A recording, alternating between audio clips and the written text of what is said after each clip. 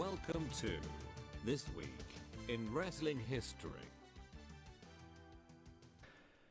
All right, everyone, welcome back to another episode of Asking About Aspic, the only podcast dedicated to savory Jell-O dishes.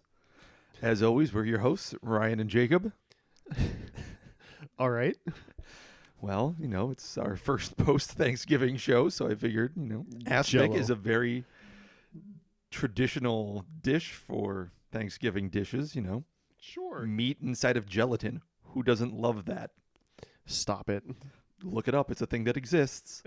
I know it exists, but I don't want to talk about it. Well, here we are. All right. Wrestling History Podcast.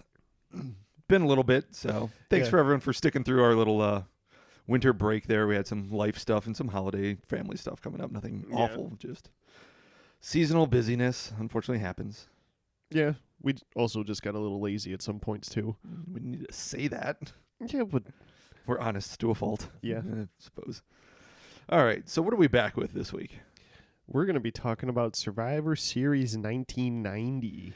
Yeah, not the first Survivor Series ever, but so it's actually the fourth. I didn't know Survivor Series was that old, honestly. Yeah, isn't it like the second oldest pay-per-view that they do? I believe so. I think only behind the Rumble. I think WrestleMania's older.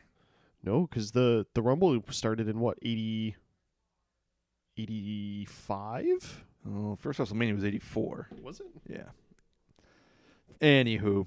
It's one of their older ones. Yeah, I mean, it's one of the surprisingly big four, so we know that much. So yeah, 1990 was interesting for a few things. Mostly it was the first time they ever did the collective survivor match where they took all of the guys that survived off of each team and put them against each other in the final match of the evening. And it was also the first appearance of The Undertaker. Yeah, because One of these things might be more important than the other. Right. Because I know at some point we've talked about The Undertaker in 1991. Yep, 91 was where he had the championship match with Hogan and won the belt. Yep. But it wasn't... It was okay because back then he had the belt for, 6 days? If I wanna that, say. yeah, something like that. But this was when his career actually started. It was his first ever appearance. Like, they hadn't even teased him Right.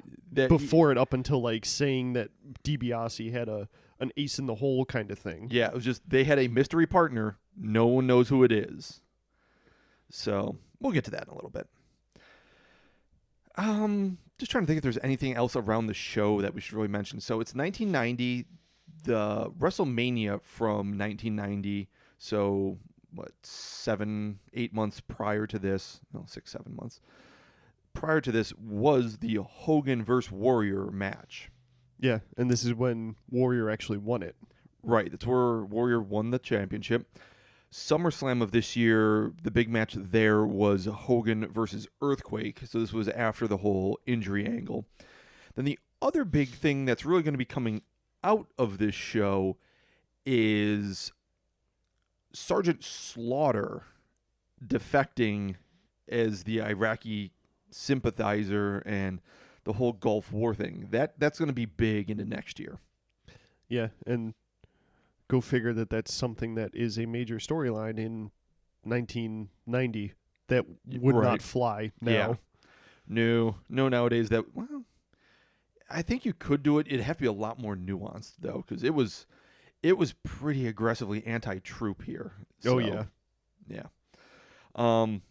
So let's jump right into it and start going through the first card here. All right, so the first match we have is the Warriors, which is Animal, Hawk, the Texas Tornado, and the Ultimate Warrior, against the Perfect Team. Yep, Mr. Perfect and And- Demolition. Right. Which still always kind of irks me a little bit that your champ is on the very first match of the card. Well, there's a reason for that. It's the Ultimate Survivor match. Right, I get that. But It's the Ultimate Warrior. The dude gasses himself out in 5 minutes flat, and then he needs another hour and a half to recoup to go back out and do it again. My biggest thing is that through most of this time, even though Hogan doesn't have the belt, you still get the feeling that Hogan is more important than the belt. Yes, that's definitely a thing that happened and is an issue because apparently also Warrior as the champ wasn't going over as much as they had hoped. And I mean, I don't know how much of that is just Hogan pumping himself up from things and how much is truth. It's something I've heard Hogan say in the past. So it might just be that the whole Ultimate Warrior experiment isn't going exactly according to anyone's plan. Well, yeah, I mean, like you said, when the guy gasses and he can have at max a 5-minute match. Yup. Maybe it's not the best for business. Hogan has never been a technical marvel, but he could sure tell a story in the ring. yeah, you got more out of him than Warrior was always just sloppy. Like Hogan on his big hulking up comeback, he'd take a few shots to the head, no sell them, and then start blocking them. Warrior just ignores them.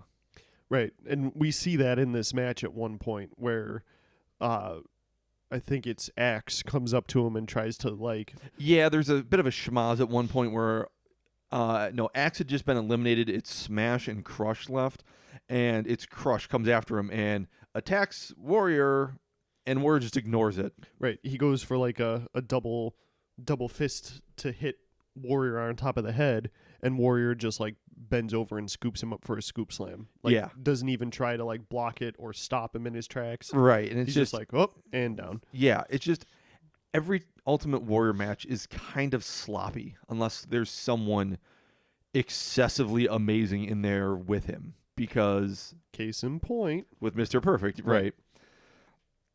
So, yeah, this match it's a match. Yeah, it's a match. We'll quickly go through the order of eliminations here for you. Ultimate Warrior eliminates Axe, and then the rest of Demolition and the Road Warriors both get DQ'd as they're just brawling in the ring. Mr. Perfect hits the Perfect Plex on Texas Tornado to eliminate him, and then Ultimate Warrior gets rid of Mr. Perfect, the only survivor of the match being the Ultimate Warrior. Yeah, and I feel like a Perfect Warrior match probably would have been significantly better. Yeah, it's a good Mr. Perfect match is amazing, but the Ultimate Warrior, I don't know who the right dance partner for him is. Well, I mean, it would have to be somebody like Perfect or Brett to kind of carry him through a match.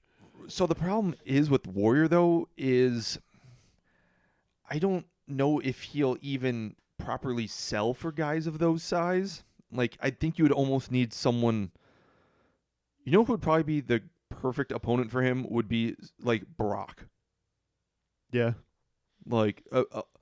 He's really only good at a hoss fight, and he needs someone that you can kind of almost out-hoss him. Yeah, that makes sense. So, which is why him and Hogan was okay. Right, because, again, not a technical marvel, but Hogan can tell a story.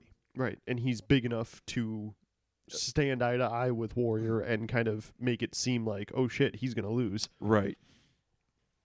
So, I mean, overall a 15-minute match, but it's one of those where it's just, yeah. It starts the night off, I guess. Yeah.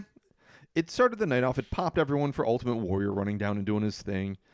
Warrior actually, looking at it again, does a serviceable job against Perfect when it's just the two of them.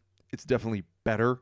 Right. So, this match went all of these Survivor Series matches go so long because that's the only thing on the card is that you're tying up all your talent. Right. It's literally every single match is a Survivor Series match. It's not like it was. There was one dark match that opened the show. It was a singles match. It was Shane Douglas versus Buddy Rose. Right. And that was it. Then we had 6 Survivor Series matches. I feel like this is still back in the time when, kind of like now, where Vince puts as many people on the card as possible to give them a payday. Right. And the problem there is, if we were just setting up singles matches, that'd be one thing. But we're really forcing some stuff together in some of these, and it's just kind of like, what? Why are these guys with that? Oh, sure, fine, whatever, I guess. Like, our second matchup is the $1 Million team of the $1 Million Man, the mystery partner, and Shake, Rattle, and Roll, which is the team of the Honky Tonk Man and Greg Valentine. Which, I'm sorry, Greg Valentine with that hair. Oh, it was awful. Yeah. Awful. Right. And they're facing the Dream Team, which is Dusty Rhodes, the Hart Foundation, Bret Hart and Jim Neidhart, and Coco Beware. How do any of these teams fit together on this one? They don't.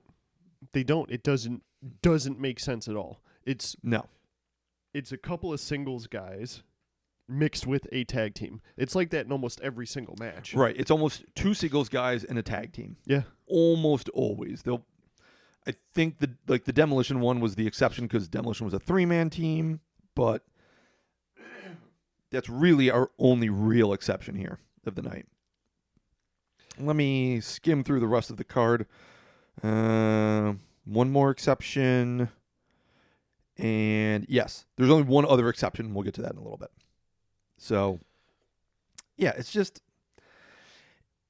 after a while, the whole gimmick of this thing starts feeling really forced. And so another thing that's a real problem that in modern times, they don't have this issue, thankfully. They actually announce when someone's eliminated. The only time they ever announce when anyone is eliminated, except for the very end of the match on this, was if someone got counted out. Yeah, which doesn't make sense. Because all of a sudden you just see somebody get up and walk to the back. Yeah. The thing was, finishers weren't being done to everyone here, which, is kind of good because you just end up with like a giant finisher fest. And to a degree, I like that finishers aren't used for every elimination. But the flip side is you don't necessarily know when someone's fully eliminated. It's just kind of, I guess that was it. Yeah, I guess they're going to the back. Cool. Yeah, it's like someone would be pinned off just like a flying clothesline at one point, which was just like, right. That was it. Oh, okay. Oh, we're done here. And so, yeah, it's a little confusing for the audience because there's no good signifier that, hey, a thing has happened now. Right. Whereas at least like nowadays when they do the Survivor Series matches, you get a so-and-so has been Randy eliminated. Orton has been eliminated. Right. Yeah, which it helps keep everyone on the same page. It also keeps the crowd invested in the match because if you actually are telling them so-and-so just got eliminated, you're either going to get some heel heat or you're going to get a pop for it. Right. You're getting a reaction and you're keeping everyone in it instead of this weird, wait, was that an elimination? Did someone kick out? Did someone not kick out? And it was just weird. So as we're watching this right now, Undertaker's just debuting for the first time, and they do a good job kind of playing him up as a giant. Yeah, especially with like the camera angles that they're working with. I know they have a lot of the lower angled stuff people are walking but they're giving out. him the Nia Jax camera angle. Oh, they're giving it like, let me put the camera at his knees and look straight up to his chin. Yeah. So definitely give him an imposing look. What's super weird is he's not even as pale as he will become in a few months. Right. Like, he doesn't have any of the crazy makeup or anything. He has a little bit of eye makeup on, but he's not... Yeah, it's like the purple just underneath his eyes. Yeah, it's not full-blown. We're not putting the actual like powder and stuff on making him any paler than he is. Which, honestly, the purple makeup underneath the eye right now would probably have sufficed. Yeah, it would have been fine if we left. But the crowd is like nearly stunned for him when he first shows up. And big dude, just... I mean, he's... It's crazy how young he looks, too. Right. But he's, like, if you think about it, when he's standing in the ring, he's taller than Hogan. Yeah, definitely. And Hogan's the big guy in the match. And Hogan, or in the WWF. Hogan's 6'7". Right. And he's definitely taller than him. Like and especially when you have him standing across the ring from somebody like Bret, who's, what, 6'2", 6'3"? Yeah. Who's average sized for a wrestler, but... You have the giant of the Undertaker standing there, and they did, like you said, they did a really good job of making the crowd be like, "Oh shit!" And what a brilliant idea that the first person he ever lays his hands on is Brett. Right? Like What just a good plan to have Brett be the first guy, because what a guy that's going to make him look like $1,000,000. yeah, and it's not like this is Undertaker's first match ever in Right. pro wrestling. Right. Like, he's not awful. No, not by any. He's actually pretty dang good. But having him single-handedly take out like the tag champs Right. it's a brilliant move, and just the fact that Brett is Brett Right. really helps that. And Like when Neidhart comes in and tries to hit a shoulder block. Neidhart's not a small man by any means. no, And Taker just kind of pushes him off. that was super awkward. I never noticed how bad that first tombstone he ever delivers is. Yeah. So he doesn't hold Coco Beware when he tombstones him around the waist. He actually has one hand hooked under his shoulder, Yeah. so he didn't fully drop him on his head. I think it was one of those where, because if you notice also, Coco kind of sandbagged him a little bit. Yeah. He also didn't, normally for a tombstone, you have their legs straight up, like kind of hooked around your head. Yeah. Coco's were just kind of off to the side, kind of. Just He dangling was there. kind of held to the side. It was very weird. And then Bret Hart comes back in, Undertaker tags out, and yeah, just a really good first appearance for the guy. We don't overexpose him. We just let him get in there, take out the tag champs, wreck this last guy. Yeah, and literally tombstone, pin Coco, and Coco's gone. Yeah. It was next to no offense. Coco runs in, runs at Taker, dodges, who like a weird half dodge, half like drops him across the top rope thing. And then, tombstones him. Bye. This match was, I mean, given the talent in the ring, it was decent. Yeah, you would think that it could have been significantly better, though. I mean, on one hand, you have the Hart Foundation and Dusty, so you have talent over there.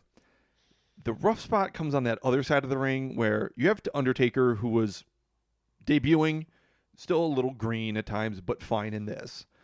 They couldn't push him too hard to start doing a bunch of crazy stuff because back then, slow burn was real. Yeah. Greg Valentine is better than average for a guy that you wouldn't really expect it from, and he was better than average, but not great. Yeah. Honky Tonk Man is Hot garbage. he's not Greg Valentine, which is saying something. Yeah, he's definitely the weakest guy in the match. But then we have DiBiase, who Honestly, way up there. aside from Brett, probably the next strongest in there. There's going to be a good argument for Dusty. The problem is WWF Dusty was not a good Dusty. Well, Dusty, I feel like, is more like a Hogan than anything. Not a technical marvel, but Yeah, like keeps people in it, does the story kind of stuff. right. Brett and DiBiase could have a technical marvel. Oh, yes. And And I'm pretty sure they do at the end of things. which, that's one of those matches where give me that all day. Right. And I feel like this was definitely the start of Brett kind of starting to break out and become more of his own guy. Yeah, he ends up becoming the single star that he is because I think they finally realize what they have, Right. but it took them like 4 years too long to figure it out. Right. So let me quickly run you through your eliminations here on this one. Undertaker pins Coco Beware. Jim Neidhart pins Honky Tonk Man. Ted DiBiase pins Jim Neidhart. Undertaker pins Dusty Rhodes, which, heck of a rub there. Right. Dusty, I'm pretty sure, was also on his way out at this point. Yeah. Undertaker then gets himself counted out because Dusty attacked Brother Love on the outside, and Undertaker just stalked out after him. Brett pins Greg Valentine, and then DiBiase pins Bret Hart. Ted DiBiase being your sole survivor. Which, again,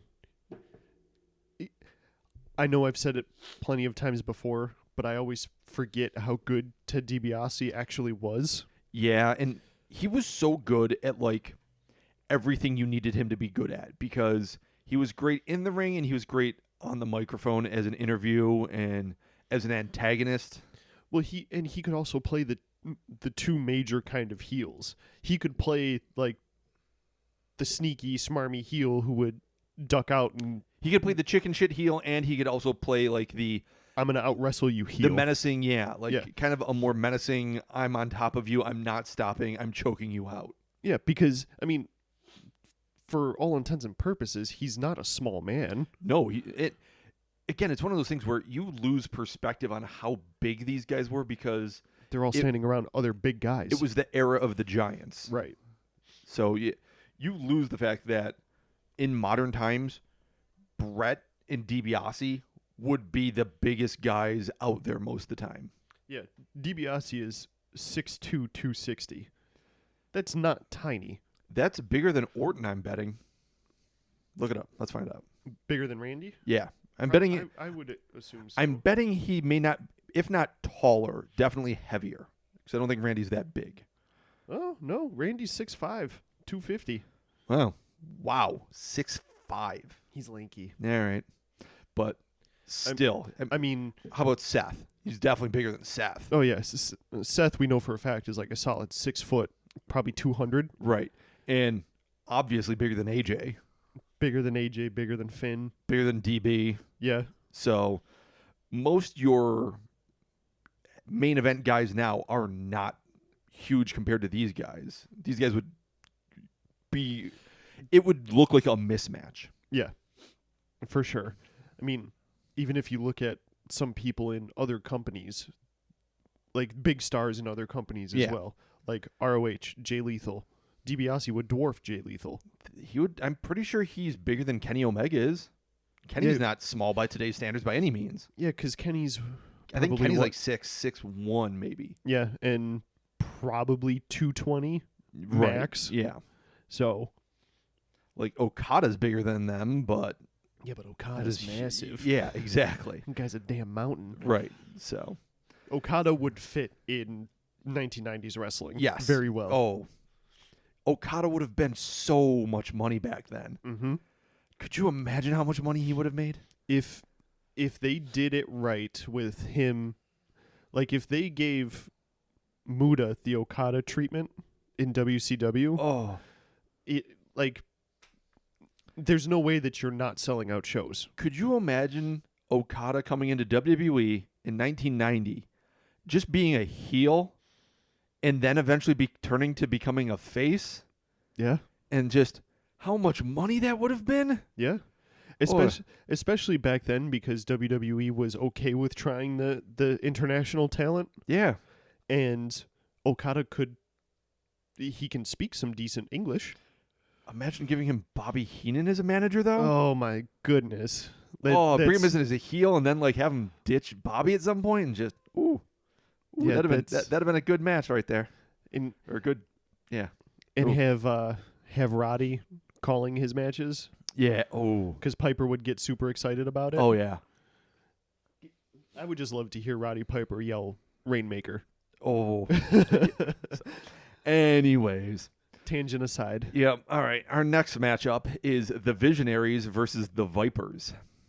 Which, stupid names.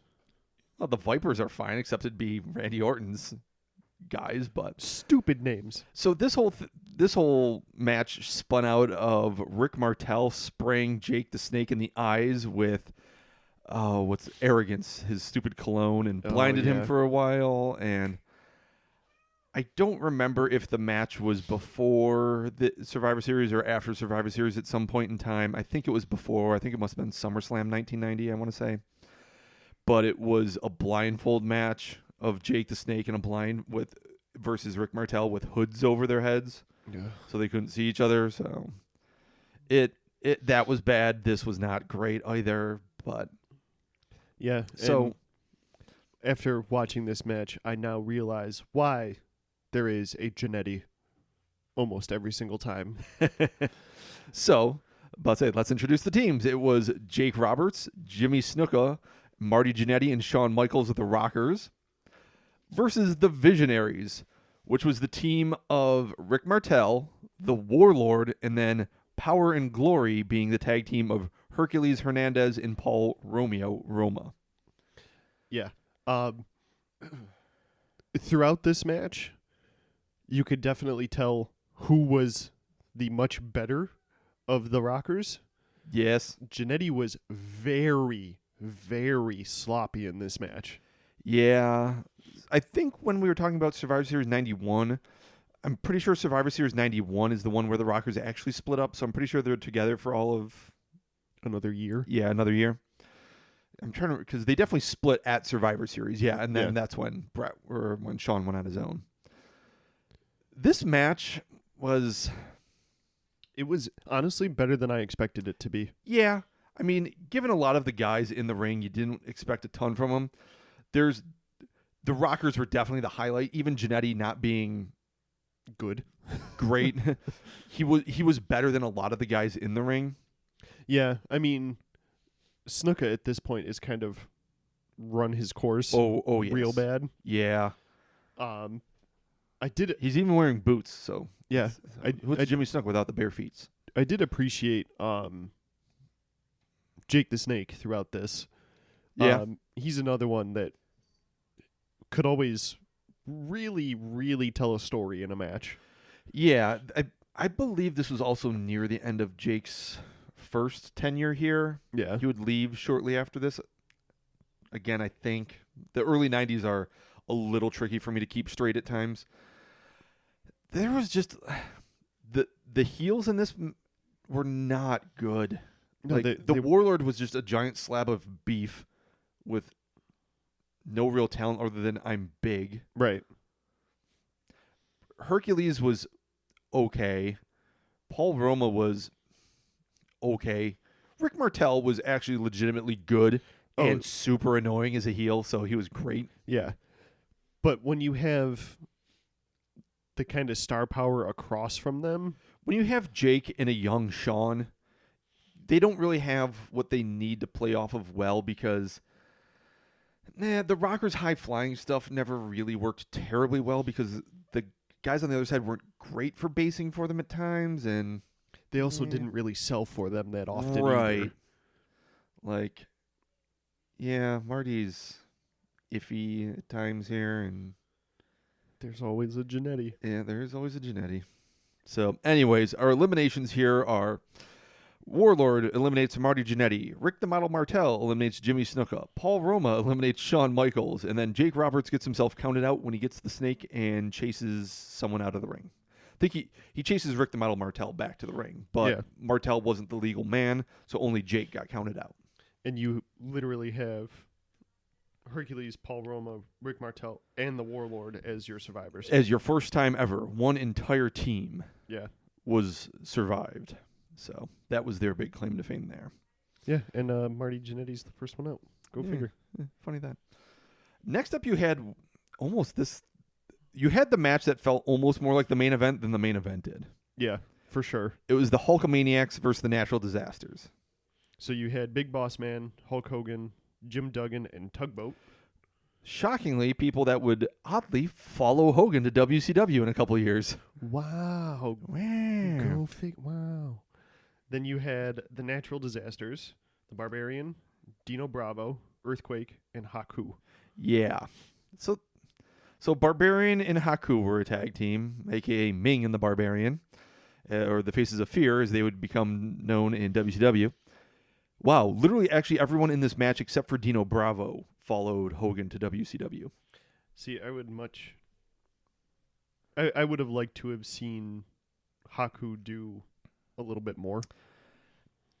Yeah, he wasn't super talented. Like, he wasn't great in the ring.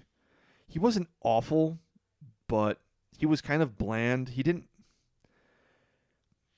just wasn't great. He's big and menacing, but I don't know. Like, being a UFC fighter may have actually been a better career for him for being as tough of a guy as he purportedly is, which I'm not. Don't make that sound like I'm doubting it. It's just I haven't ever actually seen it firsthand. Don't let Haku find out that you just said that. Nope. Like, sounds like a great family man. Sounds like a really legitimately, he sounds like a great human being, not just heelish backpedaling cowardice here. But I've never actually, besides word of mouth from everyone, but there's enough word of mouth that right. If it's one account of that happening, it's one thing. But when there's everyone, every single wrestler around him at that time frame is saying that he's the baddest dude around. Still, my favorite response is Jake Roberts talking about how tough he was. If he had a tank and a handgun, he'd in the tank. If he'd get in the tank and shoot himself because that's not stopping him. That's not going to stop Haku/Ming. Which, the fact that of all people, Jake the Snake Roberts, who plays a pretty good tough guy, says that about you. Yeah, that's pretty all right. Anyways, the Hulkamaniacs, basically this was the blow-off match for the whole Hogan-Earthquake feud thing. What the hell is Haku's problem? Well, Dusty Rhodes hit him in the head with a chair way back in the day, wrapped it around his head. That's what his problem is. Hate you. No, you don't. No, I love that. No, you don't. Yeah. Dino Bravo, would unfortunately be murdered shortly after, or he'd make it till next year, and then unfortunately would not survive long past that. Anyways, on to the actual match itself. The Barbarian actually had some pretty decent gear. Yeah. Like, look like a fantasy villain. Yeah. So my biggest takeaway from this match was Boss Man's good. Like, he was good. When he cared, he was good. Yeah, especially when he was younger. I think the problem is he was only good at being a big guy with other big guys. Yeah, and when he went over to WCW, it was him as the big guy against a bunch of littler guys. Yeah, and then when he came back, it was still not as big of guys. Right. So it really, when he was big and super agile against other bigger, slower guys, it was super impressive. Right. But if you remember, his match against Vader was not great. No. And just, I don't know. I mean, even if you fast forward a little bit, when it's him as hardcore champion, some of his stuff even then wasn't bad. No. But it was still because WWF was still shooting for some of the bigger guys. Yeah. WCW, the WCW impact on wrestling as a whole hadn't taken its effect yet. Right. The whole cruiser thing and some of the smaller guys being taken more seriously. I do have to say one thing about Boss Man, though. The Confederate flag on the sleeve that doesn't age well. No, definitely doesn't. But in 1990, as a Louisiana prison guard, Georgia, it makes sense. It fits. Yeah, but especially because he was a heel in a Northern company when he first showed up with that gimmick. Right. So, I mean, maybe change it to an American flag at some point. Yeah, you would think, especially because this will come up a little bit later. Oh, it actually came up before this. The Iraqi war was just starting. Operation Desert Shield becoming Operation Desert Storm was kind of happening in the news. Yeah. In a promo before the match, Hogan was saying, President Bush, if you want to send us over there, we'll take care of that Saddam Hussein for you. With the guy who's got a Confederate flag on his. Yeah. Well, he'd go over to the desert, no problem. Well, yeah. Anyway. So, yeah, this was weird short hair Hogan, too, by the way, if you notice. Yeah, well, this was movie Hogan. Yeah, oh, you're right. He was doing a lot of films right around here. Yeah. The Mr. Nanny and Suburban Commando and... No, Rocky was a little bit after this, wasn't it? No, Rocky was before this. Thunderlips. Yeah, that was 87, I want to say, maybe 86, 87. Which one was that? Rocky 3. Actually, it may have been right before WrestleMania. I'm not Rocky 3. 82. Okay, yeah. It was actually before he was in WWE then. WWF. Yeah, Rockies came out quick. I think the first one was in the late 70s, and then probably the second one would have been 79, 80. So then, 81, 82 for Rocky 3. Yeah. So, well, because remember, Hogan was a big heel in that movie. True. He wasn't like good guy Hulk Hogan yet, and he wasn't really known nationally yet as Hulk Hogan. The whole rock and wrestling thing hadn't quite started up yet, so. Well, it would start up very soon. Oh, yeah. And it's funny, too, because this is the start of Hogan looking older. Yeah, he's definitely.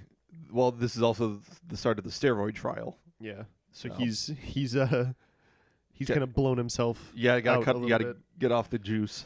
So, the one other real notable thing here, well, a couple notable things. One, Hogan so heel all the time, man. Like his entire moveset and all of his antics are always so heelish. Which makes so much more sense when he's Hollywood Hogan and does the same stuff. Right, but like, so at one point, what happens here? Oh, so Bossman actually comes off the top rope legit against Earthquake, and Earthquake just straight up catches him. Super impressive. And then Hogan runs in and shoves them over. Like, just out of nowhere. He wasn't legal. He wasn't close to anything. It's just like a, meh, F it. I'm going to do this. And it was such a heel thing to do, but it was such mental gymnastics for the announce team to have to try to like justify it. It was so annoying that he does that stuff. I mean, especially when he's doing his comeback and there's eye pokes and back rakes. Right. Because it happens every single time. Yep. And then the last thing I want to mention majorly about this match to point out, Roddy Piper actually does a fantastic job being a face announcer, because when everyone comes out, I mean, he had WrestleMania 1 and 2 matches against Hogan. Yeah. He had a big feud against Hogan. It was big back in the day and super hot. But he covers it well, saying, I've been in the ring against every one of these guys, and I don't like any of them. But I respect all of them. Yeah. Which was a great nod to their history. It took care of the whole "don't you hate Hulk Hogan" thing, and it just wrapped it all up very nicely and took care of it and said, I don't like him, but I respect him, so therefore we can move on. Yeah, it made the whole thing make sense. Right. It was nice that they addressed it, because especially with things like The Miz, is he still face in WWE or is he heel again? He's kind of a face. He hasn't really done much wrestling. Right, he hasn't done much. But the only thing is they've only used him with Daniel Bryan, which we know those two don't like each other. Right. But he's been a face for a while. Yeah. But I'm okay if they only kept him heel against Daniel Bryan, where it's like, hey, listen, I hate this guy. Like, we do not get along. We have problems here. But anytime else, I'm a good guy. I'm good. Yeah. I'm a normal person. Yeah. It's like, listen, we all have that one person in our lives that we cannot stand, we don't get along with. He's that guy for me. Sorry. It is what it is. So kind of going back, a couple little side notes. Earthquake catching Bossman. Yeah. Bossman is 6'7", 330. Yup. Earthquake is 6'7", 400. Yup. Like that's almost a like Volkswagen Beetle between the two of them. Yeah. And it's super impressive because Earthquake did just catch him. Like it wasn't like he staggered or like he landed on the ground and had like a foot. pick him up or kind of thing. Nope. He caught him. He just caught him like it was someone catching Rey Mysterio, being like, okay, moving on. Right. Just straight up caught the guy, which it's super impressive. So also short hair Hogan around this time. No Holds Barred in 89. Oh yeah. We had Gremlins 2.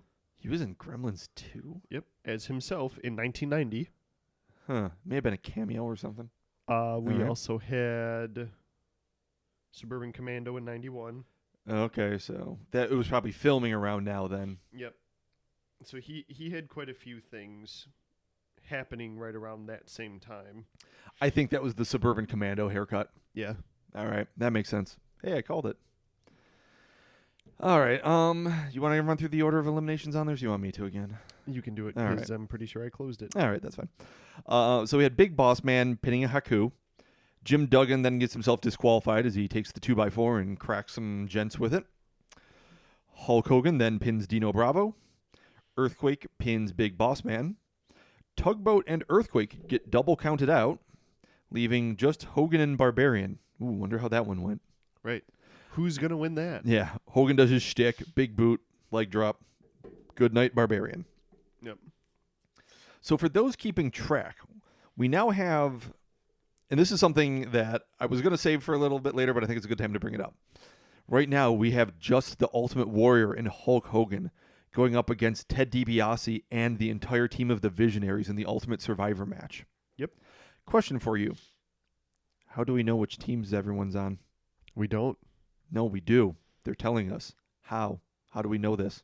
I don't know. Right. There's no justification for any of this. How did we know that if Hulk Hogan was the only survivor who'd be on the Ultimate Warriors team?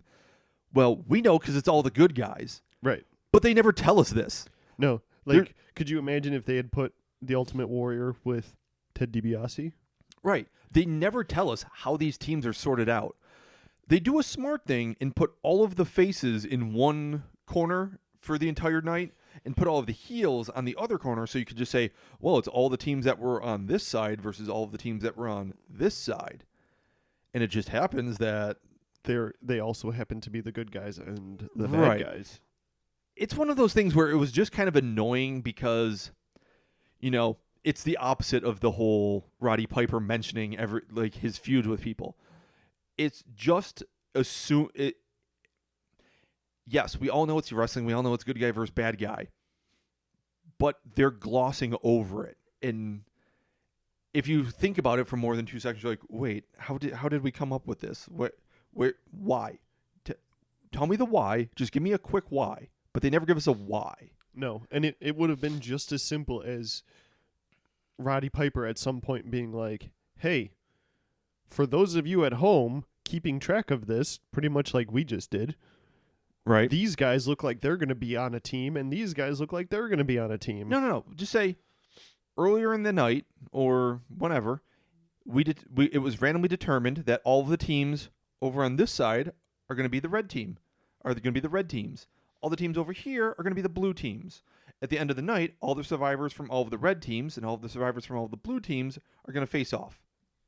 And you could have even made it even a little bit better by painting the posts. Yeah, Like, paint the one post blue and the other post red. right. I mean- It already is red. Or they already are blue, yeah. Right. So you would literally just have to paint one post. Yeah. Or put a ring of red tape around the top of it. Yeah. Boom. 30 seconds. Not even. Done. You got to tape up the ropes anyway. Right. It's one of those things that it bothered me, and it's because, it's not a huge thing, but it's a small thing, and it's too many small things are what really kills, like, the suspension of disbelief for a lot of things. Right. It's when you start poking too many weird little holes, it leads to bigger holes, and Yeah, exactly. that was just one that bugged me. It's like, because right off the start of the night, we knew, okay, it's going to be Warrior versus DiBiase. How? How did we know that? Right. How did we know that the Visionaries were all going to be on One team. one team? Like, They could have split the two Visionaries up against. right. Like, Yeah. there was nothing that explained it, at least not during the show. Maybe it was mentioned on Superstars the week before or something, but it was never mentioned on the show how we knew this is how all the survivors were going to sort out. We end up with, spoiler, with 8 survivors. Why wasn't it 4 versus 4 again? Why was it 3 good guys versus 5 bad guys? Because good guys and bad guys. Exactly. I mean, again, we all know that, but it doesn't make any sense. Why wouldn't we have oddball pairings? Meh. Anyways, Hogan's your survivor. Shock of all shocks. All right, next match before our main event is the Alliance, Butch, Luke, The Bushwhackers. Volkov, and Tito Santana. Nikolai Volkov former half of the, I forgot their stupid tag team name. Two Russians. Against Boris Zukov, Yep, Boris Zukov. He was Nikolai Volkov's partner in whatever Sergeant their Slaughter, team was. Yep, Sato, and Tanaka. the Orient Express. Name you couldn't get away with now. Right. And their team name is the Mercenaries, and they had Mr. Fuji and General Adnan with Yeah, them. so this was shortly after Sergeant Slaughter had just turned heel, became the Iraqi sympathizer, that whole thing. Big hubbub against America and that whole thing. The mercenaries all came out in face paint. The other guys were all USA, except they're led by a Russian, and Right. they have two New Zealand guys, and Tito Santana was Mexican. Right. So, yeah, USA. All right, then. Wrestling logic. The match was okay. The match was, it started off, it got better. Honestly, once Slaughter's team was eliminated, it became better. Yeah, but still was okay. Yeah. So, eliminations, let's cut to that real quick. Tito Santana pinned Boris Zukov, then Bushwhacker Butch pinned Sato, Tito Santana pinned Tanaka, and then Slaughter goes on a tear. Slaughter pins Nikolai Volkov, pins Bushwhacker Luke, pins Butch, and then gets DQ'd against Tito. So Tito's your sole survivor, but this was probably actually the most important match on the card. Yeah, because this is the start of super heel Right. This is run the of Sergeant Slaughter. right, and this ends up with a big run where Slaughter ends up getting the title at Royal Rumble. Yep. It doesn't. He holds it for quite a while. He holds it until Mania. Yeah. So that's like that 4 or 5 month run there. Yeah. So earlier in the night we actually had Randy Savage show up and go heel. So that happened. Yeah, because for whatever reason, Randy Savage just hardly ever wrestled in the 90s. Yeah. For some reason Vince was trying to phase him out. Well, I don't. That's why he left for WCW. because he had Hogan. Why do we need Randy Savage and the Ultimate Warrior? Pretty I mean, it was kind of the start of don't get over on your own. Get over the way we want you to get over. Yeah. So, but anyways, yeah, this match built Slaughter up really good. He looked like a monster out there. Yeah, it made him into that beastly heel that they would have needed against a guy like Warrior or Hogan. Yeah, it made him credible when he had not been seen in quite a while. Yeah, because he was gone for what, like 3 years? 4 Yeah, Yeah. if not more. He was never a big star in WWF before this. Right. He was just that guy who had an army gimmick. Yeah, and honestly, the first place I recognized him from was G.I. Joe. Yep. Because they made him into a G.I. Joe. So we end up getting Tito Santana as the only survivor, Yep. which brings us to the main event. Not quite. We have one other thing before that. Oh, we do? Oh, yeah, we do. What's before that? The Survivor Series egg is going to hatch. Oh. Yeah, that's a thing. So this was the origins of the gobbledygooker. Fantastic. We get 10 minutes, 15 minutes of this. It felt like there was this dumb shtick of the gobbledygooker and Mean Gene square dancing in the ring for longer than some of the matches. It was longer than one of the matches. The main event was only 9 minutes long. The gobbledygook Exactly.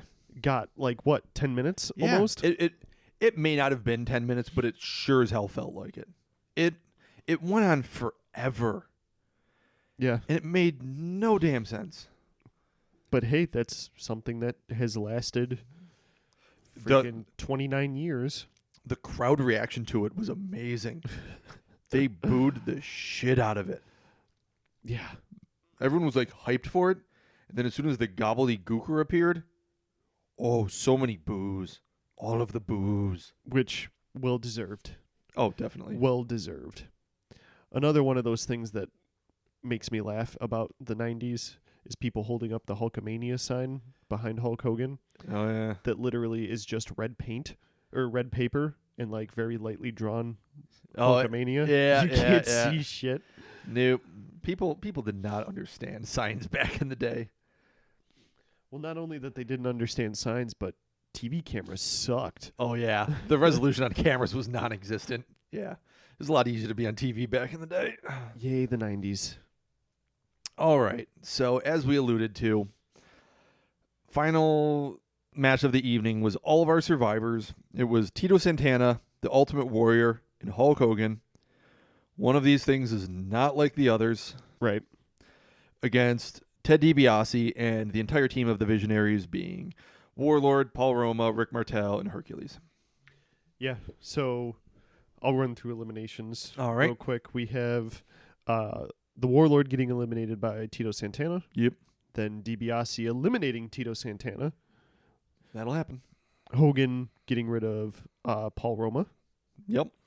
Rick Martel getting counted out, Yeah, he decided that, you know what, screw it, this ain't worth it, I'm leaving. which makes sense when you're facing Hogan and Ultimate Warrior. Yep. But it was weird because it was still 3-on-2 at that point. Yeah, but It's not enough of an advantage. Like, ugh, I don't know about this. no, not when you only have DiBiase and Hercules Yeah, on but your I'm saying side. when it's Hercules and you're against the Ultimate Warrior and Hogan, you're like, ugh, I see the writing on the wall here. Right, I'm gone. See ya. Like, nope, I'm a nope right on out of here. So then Hogan eliminates DiBiase, and the Ultimate Warrior eliminates Hercules. Yep, and then, so, yay, fans are happy. It's Hogan and Warrior, the two heroes of the day. Right. A little bit of celebration in the ring. Then they're holding the ropes for each other, trying to show good sportsmanship that, we're still buddies, and, it's all good between us. Water under the bridge. Yeah. Don't worry, you took my title from me. That's Survivor Series 1990. Ugh. Yeah, it's still 90s horrific. There were some bright spots in there. Seeing a couple Attitude Era stars getting their starts and early in their careers was cool. For sure. Especially, again, the build of The Undertaker. And Yeah. the start of that whole thing. Right. Seeing Brett and Shawn starting to kind of break out onto their own. And it's like you're saying, or like we were saying earlier, the fact that Undertaker went from 90 up until, he's still doing stuff now. Right. Still active. But the evolution of him, Right. That we covered a couple weeks back. same character, Yeah. but different manifestations of the same character. Yeah. All right. Anything current you want to talk about? Go for it. So, New title. yeah. A couple new titles actually since we last had a show, I think. Yeah, we've gotten a blue-strapped Universal title. Yep, for Which- the Fiend, which Not going to line looks a lot better than the red. looks better than the... It's still not great. It's No, still but- not the right color blue. No, but the red hurt. Yeah. Which, Then- of all things, it's awful because the red would have actually made sense for the Fiend with the red lights and Yeah. Well, and then we get the new Intercontinental belt. which I'm a big fan of. You're a medium fan of. I like it better than the old belt, but I like it a lot. I think it's a lot more modern. There's a few aspects of it that I'm not hugely favorable of, but overall, it's real sharp looking. It looks like an NXT belt, which I like the fact that they managed to get it. They managed to keep the branding down on it like they did with the old belt. It's not in your face WWE anymore. right. It's still definitely a wrestling belt, and like I said, it looks more like an NXT belt, which Yeah. I think they're a lot better designs because they're just a lot more modern to me. Yeah. But I like them a lot better. So And then we also, as of last night, because we're recording this on a Saturday, have the new Fiend belt. yes, we do have a new Fiend belt, which looks super creepy. Yeah, super creepy, but super fitting. Yeah, I mean, definitely fits. Yeah. I watched some of Survivor Series. Uh-huh. Like, I went back and rewatched it because I was at Nick Offerman instead of watching that. Wow, you just really wanted to brag about being at Nick Offerman on the show. I did. I had to. Yeah, it I was saw that. great. Overall, it was okay. They definitely did it right by making NXT feel like a third brand instead of the developmental. Yeah, they put a rocket up NXT's ass. And I feel like the only way they could have done it better is if NXT just swept everything. But that wouldn't have made sense. Right. I'm glad they didn't do it that way. Everything they did made sense and was good. I'm actually kind of happy that Roman went over the way he did. Yeah. That spirit bomb that he took from Keith Lee was phenomenal. Yeah, it was. And it was just really well done where they're still doing right by Roman. They're still doing right because if they just keep having him doing this stuff, people will want him back in the title picture soon. Not yet. It's still not even at this Mania, I would say. No, and he's even gotten to the point now where he's doing good stuff without being in the title picture. Yeah, he doesn't really need it yet. Which shows you that he's over with the fans, but he's also good with his stories. Yeah. If he can do all of this and not need the belt, cool. Right. Ideally, that's where you want people to be, is not needing a belt to be over. Right. And then all of a sudden when you give them the belt, it's like, oh shit, here we go. Yeah. All-star of that weekend with War Games and Survivor Series, 100% Rhea Shayna Ripley. Baszler. 100% Shayna Rhea Baszler. Ripley. No, it's 100% Adam Cole and then Rhea Ripley. I don't know. Adam Cole damn near died like 5 nights in a row. Fair. I mean, from Monday, Wednesday, Friday, Saturday, and Sunday.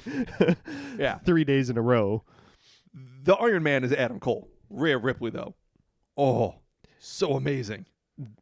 They rocket strapped her that weekend. Yeah, and I'm here for it. Yeah, and even up until this Wednesday, where she had 2 segments on NXT, where she comes out and saves Candice Wrestling. Mrs. Wrestling, yes. Yes. Saves her from the newly evil Dakota Kai, Oh, yeah? which I love me some Dakota Kai and Knox. Yes, Tegan Knox. But that heel turn was fantastic. Yeah, that was a well-done heel turn right there. But having Rhea Ripley come out and save Mrs. Wrestling, and then also come out and just foot stomp Shayna Baszler. I'm and here her cronies. all day for Rhea Ripley taking out Shayna Baszler because Shayna's good in the ring. She's similar to who do we normally talk about in this regard?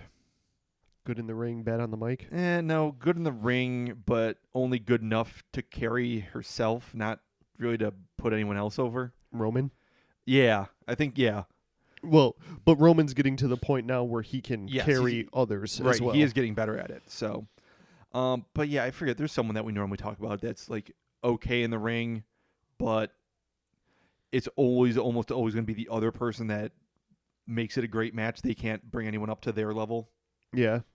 I know who you're talking about, but I can't remember specifically. That's how Bailey and Sasha are both very much like that. Yeah. They can put on a good match on their own accord, but they can't bring anyone else up to their level. Right. And at this point, a lot of other people have surpassed their level. Yes, the women's division is on all 3 shows, all 4 if you include UK, Yeah. significantly better than Bailey and Sasha. Yeah.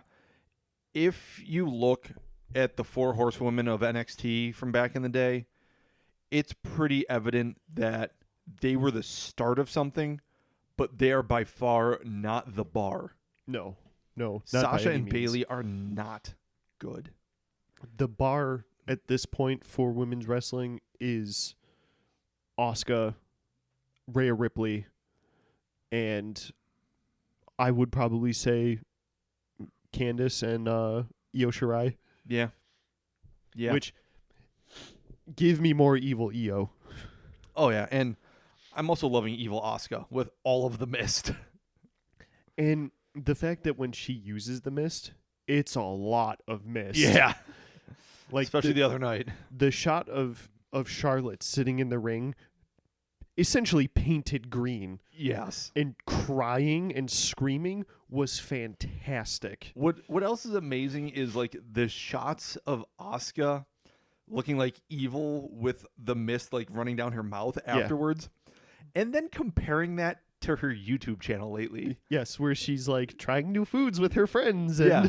She's like trying to put together these gummy treats that you make yourself. That are these Japanese candies. And it's so adorable. Or her trying to assemble a gaming chair. Or her playing Super Mario Maker 2. Right. And then you switch to her spraying mist on literally everyone and everything in her way. Yes. And just being completely evil and just looking like insane and deranged. So she's like the best mom in the world. Yeah. So, all right. That's some current stuff. That's 1990 Survivor Series. Anything else besides that we got to hit? I don't think so. All right. We're history.